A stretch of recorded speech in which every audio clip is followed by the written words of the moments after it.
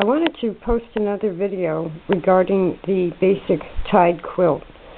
There, it's hanging on hangers there. There is the top layer of this quilt. It's the quilt top. Now, I've used about 4 machines, which is typical of me, where I switch between machines depending on what I'm doing and which machine is where. But for the most part, the machine that I used on this, I started with a Model 20.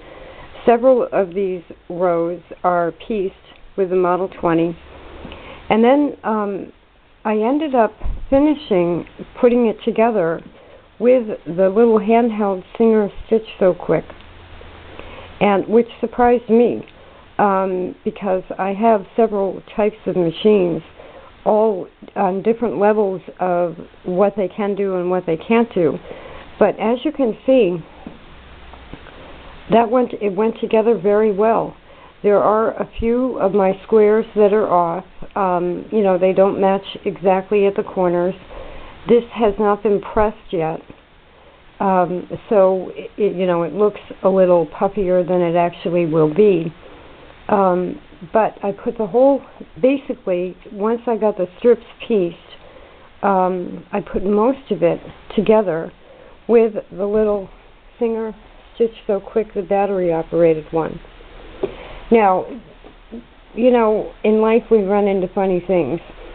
This quilt is actually titled Bluebirds, and I was going to block print bluebirds on it. And if I were going to do it that way, I would have put the bluebirds on before I assembled the top. Once I had the strips done, I would have block printed the bluebirds on each block, hung the strips, and then assembled it after the paint or the ink dried. And the reason I decided not to do that, and I want to tie it instead, and the bluebird would take up most of the square, and I didn't want to have to tie something either in the eye of the bluebird or underneath the belly. I didn't have to want to work around the image of a bluebird. So, what does that matter? Well, I decided not to block print the quilt, and it's going to be a tied quilt. But I happened to be looking online at these today. Now, these are made by the Sun Company, and I had always thought they were made in Japan because when I was young, so many things were made in Japan. They were actually made in China. But I was looking at different handheld stitchers this morning because this one worked so well. In my first video, and maybe it was because I got up in the middle of the night, on the Singer Stitch So Quick, I couldn't get the fabric under the needle plate fast enough for me. That wasn't an issue at all yesterday, and going straight wasn't an issue at all. So I used, I think, 4 total machine types on putting that quilt top together, but this was the one that was the fastest and the easiest. So now I was looking at the different handhelds, and guess what these were called? These all say Sun Automatic Hand Stitcher or something like that. I don't have my glasses on. Right before they used this label that just says Sun, guess what they were called? Bluebirds. Can you believe it? I mean, sometimes things like that happen. I'm working on a bluebird quilt. I'm using hand stitchers, and it turns out that before this version of them, they were called the A3 Bluebird Sewer, I believe, hand stitcher. So these are my bluebirds. So what can be wrong with having bluebirds of happiness? So now what I'm doing, this is a Model 20 project, and I know probably this one will go through a binding, but there are going on a fold-over binding. There are going to be 4 layers. So when this goes over pins, the battery-operated one, there are times when it drops a couple of stitches. I could go slower with the manual handheld ones, but I already know that a Model 20 will go through 4 layers on a binding. So now what I'm working on is combining the positive aspects of each type of machine and seeing if I need to use both a Model 20 and the handhelds to, maybe they do the piecing, this does the binding, or will I find that the handhelds can actually do the binding also. But again, this is a wonderful project for anybody who isn't familiar with quilting, isn't familiar with piecing.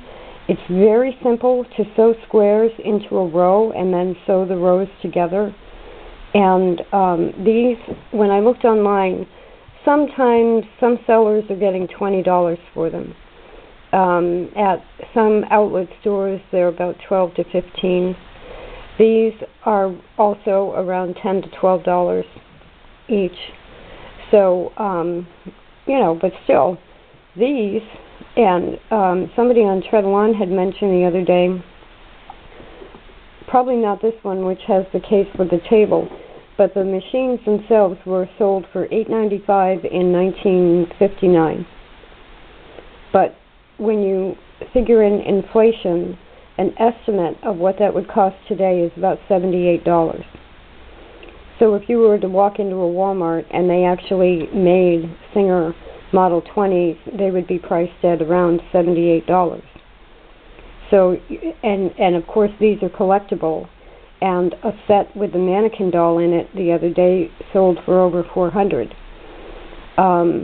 So if I can do what this does with that, then I don't have to worry about, oh no, I ruined my sewing machine, because I can get another one for about $20 at the most.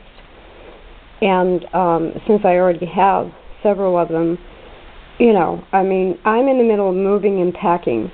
So some of my videos right now are all about, again, downsizing, portability, and ease of use without sacrificing a good stitch. So I am going back to what I learned before. The other thing is, if I do incorporate both the Model 20 and the handhelds, I had said I can wind all my threads onto here. I can work a Model 20 from the bobbins. I can pop a bobbin on top of a Model 20 and sew with that. So this could also then be a miniature thread box. And with a lot of quilting you use either white or black thread. So I could have all white bobbins in here and have more than enough thread to put a quilt top together. It took 2 bobbins worth of thread to sew this quilt top together. So this one is only around 40 by 54, but you're not limited by this size. You can make these as big or as small as you want to. So going back to tied quilts as opposed to machine quilted or hand quilted quilts, it's still a way to make a beautiful quilt. The one that my great aunt made me, I had to repair, but I was repairing the cotton. Some of the cotton fabric had just deteriorated over the years. But it was well over, if I got that when I was 7, it's well over 50 years old. So that's not surprising. The quilt itself held together fine. It was pieces of the cotton that fell apart. So it's not like tying a quilt makes a lesser quilt. And this is a great way to stay active, to make blankets and quilts, and it looks like to do it all with a handheld machine. We will see how it goes on the binding.